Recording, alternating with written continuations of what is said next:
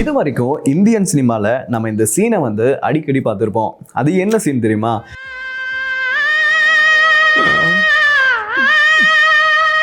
நம்ம ஹீரோ இல்லாட்டி ஹீரோயின் இருப்பாங்க. அவங்களுக்கு ஒரு ஆக்சிடென்ட் ஒன்று நடக்கும். அந்த ஆக்சிடென்ட்டுக்கு அப்புறம் பார்த்தீங்கன்னா அவங்க யாரு, எங்க இருந்தாங்க, அவங்களுடைய பேர் என்ன, இப்படியான சில விஷயங்கள் வந்து மறந்துடுவாங்க. ஸோ இதுக்கப்புறம் என்ன நடக்கும் அப்படின்னு பார்த்தீங்கன்னா, கொஞ்ச நாளைக்கு அப்புறம் மறுபடியும் ஒரு ஆக்சிடென்ட் நடக்கும். அந்த ஆக்சிடென்ட்ல எல்லாமே ஞாபகம் வந்துடும்.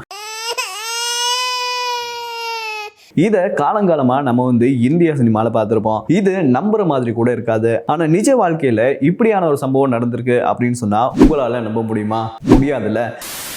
ஆனால் நிஜமாவே ஒரு சம்பவம் நடந்திருக்குங்க. அதுவும் ஒரு சுவாரஸ்யமான சம்பவம் நடந்திருக்கு.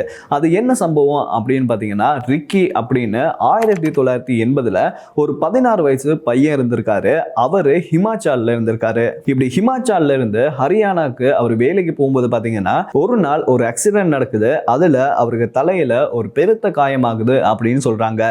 இந்த தலையில அடிபட்டதுக்கு அப்புறமா அவர் யாரு, எங்கிருந்து வராரு, அவருடைய ஊர் என்ன, அவருடைய அம்மா அப்பா அண்ணன் தம்பி எல்லாத்தையுமே மறந்துடுறாரு. ஸோ இதுக்கப்புறமா ஹரியானாலேயே கொஞ்ச நாள் இருந்ததுக்கு அப்புறமா அவர் மும்பைக்கு போயிட்டு செட்டில் ஆயிட்டாரு. மும்பையில் ஒரு காலேஜில் போய் சேர்றாரு. இப்போ இவர் யாருன்னே தெரியாது இல்லையா? அதனால அவங்களுடைய ஃப்ரெண்ட்ஸ் என்ன சொல்றாங்க அப்படின்னு பார்த்தீங்கன்னா, உனக்கு ரவி சௌத்ரி அப்படின்னு பேர் வைக்கிறோன்னு சொல்லி அந்த பேரையும் வச்சுட்டாங்க. இதுக்கப்புறமா அவர் மும்பையிலேயே வளர ஆரம்பிக்கிறாரு. வளர்ந்தவர் கல்யாணம் பண்ணி 3 பசங்களோட சந்தோஷமா வாழ்ந்துக்கிட்டு வராரு. ஸோ இப்படி இருக்க நேரத்தில் பார்த்தீங்கன்னா அவருக்கு மறுபடியும் ஒரு ஆக்சிடென்ட் நடக்குது. அந்த ஆக்சிடென்ட்டுக்கு அப்புறமா ஒரு சில விஷயங்கள் வந்து இவருக்கு அடிக்கடி வந்துட்டு போகுமா. அதாவது ஒரு தெரு, ஒரு ஊரோட பேரு, ஒரு மாமரம் அப்படின்ற மாதிரி நிறைய விஷயங்கள் வந்து போகுமா. ஸோ ஆரம்பத்தில் இதை வந்து அவர் கணக்கே இருக்கலையா. ஆனால் அதுக்கப்புறம் தான் இல்லை, இது வந்து சும்மா விஷயங்கள் கிடையாது, ஒருவேளை இதுக்கும் எனக்கும் ஏதாவது சம்பந்தம் இருக்கும் அப்படின்னு அவர் கொஞ்சம் தேட ஆரம்பிக்கிறாரு.